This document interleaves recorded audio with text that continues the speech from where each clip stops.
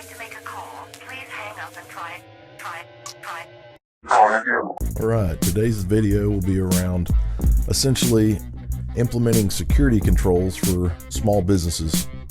This will be a way to prevent cyber attacks and losing your data or having your data compromised. So let's go ahead and get into it. I created this slide deck just to go through and we can touch on those security controls. So first we'll start off with inventory. So with inventory, this is essentially an inventory of all your devices, software, vendors, and sensitive data. So to start off with, so for your devices, so this could be your routers, computers, iPads, phones, cameras, IoT devices, depending on what you have for your business. Second item's around software you use for your business for each device. Next will be vendors or third parties, and then lastly, sensitive data. For sensitive data, this can pertain to lots of different data. I'll touch on the key ones here. So the first one is PII, personally identifiable information, PHI, protected health information, and then access credentials. That's something that every business will have. So moving on to data protection. So you want to ensure that you securely dispose of your data. This could be hard files that you need to shred or hard drives that you need to dispose of. Next will be encrypt data where possible on computer hard drives. I know Apple offers a way to encrypt their hard drives, so use that. I'm not sure if Windows has anything, but you can research that. Also ensure you map out the appropriate access for each data type by the type of employees. So an example here is a manager might need access to some kind of data that other employees should not have access to. You'll want to ensure that you map that out for all your employees. Next, you want to secure device configurations. So first, you will change all default passwords for all devices, particularly your router, computers, and any other kind of device. Next, you'll want to ensure that you have these devices log out after 15 minutes. Not all devices will provide this functionality, but just implement it where you can. And then lastly, remove software or functionality from devices that you do not need for your business.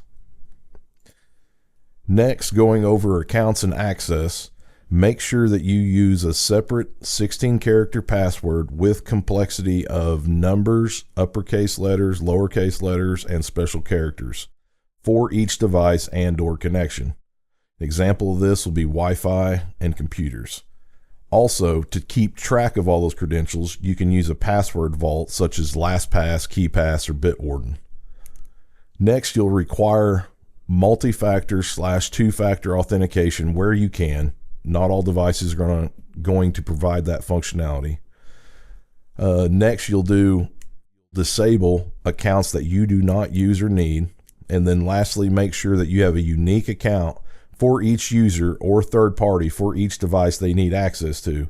Never share the credentials across employees or vendors or what have you. Next, we'll be looking at vulnerability management.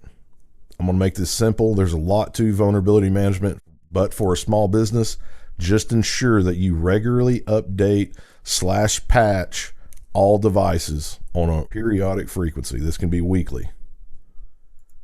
Next is around log management. Ensure that you turn on logging for all devices. This will provide access to those logs for user logins, user activity, and retain those logs for at least a year. Having log management will help you identify incidents or report to police. Next, this is around email and web browser protections. I have this bolded and enlarged. Do not click on links within an email or text unless you were expecting that email or text. If you want to check if it was real, go to the website itself. I cannot emphasize this enough. So, malware defenses. If your device has the capability, ensure that you have an anti-malware protection on that device. An example of this is Windows Defender. So just in case you are attacked, this is where data recovery comes in. So make sure you regularly perform a backup on all your devices.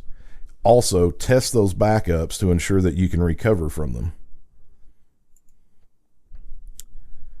Next is around the network infrastructure management.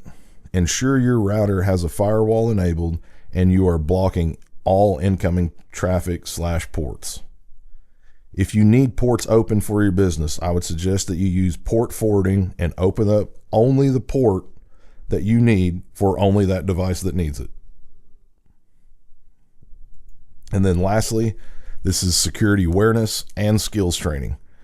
If you have employees, once again, if you have employees using email or phones, ensure you remind them not to click on links within an email or text unless they were expecting that email or text. If they want to check if it was real, go to the website. And lastly, have employees report anything suspicious / weird to you. An example of this, a program keeps opening up on a device and they have no clue why. And then lastly, I left a little time here to go over industry or data type specific frameworks. So first we'll start off with the NIST cybersecurity framework. Next you'll have the NIST SP 800-53. You'll have the ISO 27001, the ISO 27002, COBIT, CIS controls. That's where I pulled a lot of this information from. You'll have PCI DSS if you're dealing with credit cards, SOC 2, HIPAA if you're dealing with medical records. You'll have the GDPR. This might actually start being something that more companies will have to look at. So this is around privacy, and it won't actually be called GDPR. From my understanding, there's multiple states creating their own data protection plans. Next, you'll have FedRAMP, ITIL, FISMA, TSACS,